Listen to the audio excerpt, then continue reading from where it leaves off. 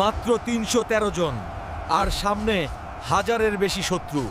এই ছোট দলটাই লিখে দিয়েছিল ইতিহাস। সবকুছ ছাড়ে শুধু ঈমান রক্ষার জন্য যাত্রা। মক্কা থেকে মদিনা, এই হিজরতই বদলে দেয় ইতিহাস। এটাই ছিল ত্যাগের সর্বোচ্চ উদাহরণ। একটি ভুল পুরো যুদ্ধের ফলাফল বদলে দিল। উহুদের যুদ্ধ আমাদের শেখায় আদেশ অমান্য করলে পরিণতি কত ভয়ঙ্কর হতে পারে। যে চুক্তি প্রথমে মনে হয়েছিল ক্ষতির, সেটাই পরবর্তীতে হয়ে ওঠে বড় বিজয়ের পথ। এটাই ছিল হুদায়বিয়ার শিক্ষা, ধৈর্যই সাফল্য আনে। অত্যাচার করা হয়েছিল, কিন্তু ঈমান ভাঙেনি। তিনি বলেছিলেন আহাদ আহাদ। এটাই ছিল এক দাসের স্বাধীনতার ঘোষণা। শত্রুকেও সম্মান দেওয়া, এটাই ছিল তার পরিচয়। তিনি জেরুসালেম জয় করেছিলেন মানবতার মাধ্যমে।